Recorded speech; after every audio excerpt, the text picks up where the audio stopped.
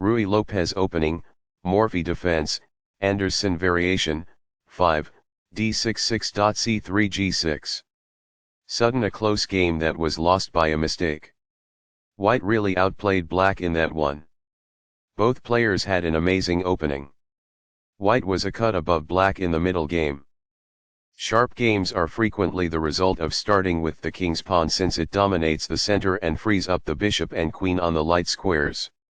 A typical answer is e5, which builds a position in the middle, controls d4, and frees up the queen and bishop on the dark square. The move nf3 advances the knight toward the center, engages the e5 piece in combat, and sets up a castle. nc6 defends the pawn on e5, advances the knight toward the center, and scans the d4 square.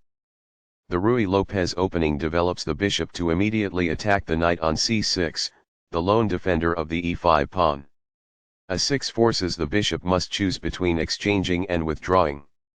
ba4 safely retreats the bishop while keeping pressure on the knight.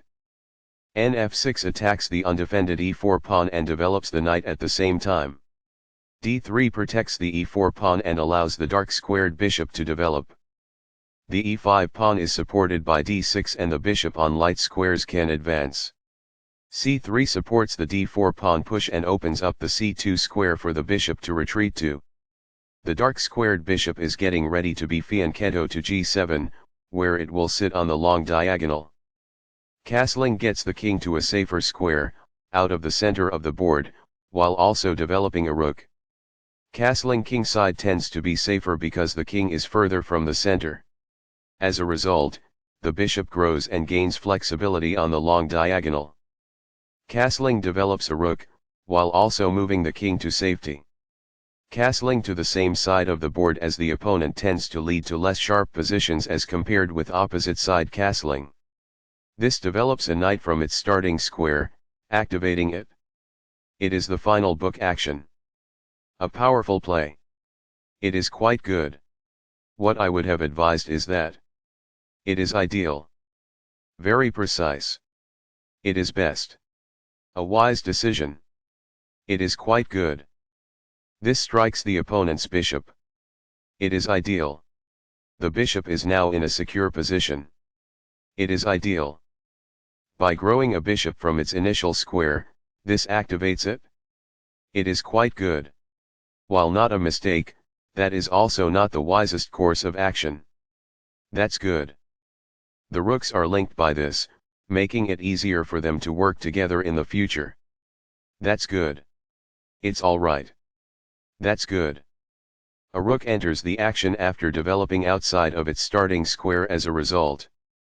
It is quite good. By doing this, a bishop moves out of its beginning square and into the action. It is quite good. Among the best actions. It is quite good.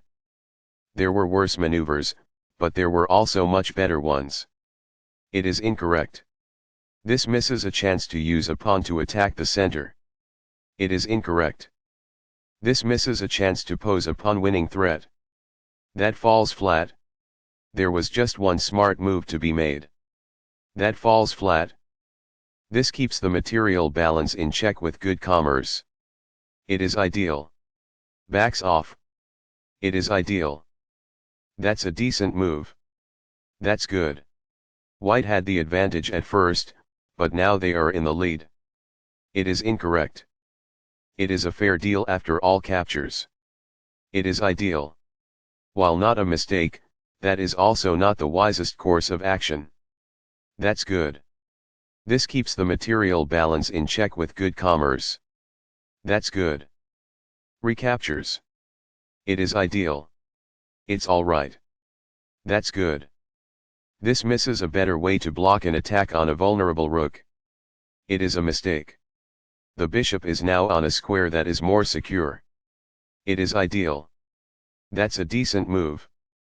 That's good. This reveals an attack on a queen. It is best. Sudden a close game that was lost by a mistake. White really outplayed black in that one. Both players had an amazing opening. White was a cut above black in the middle game.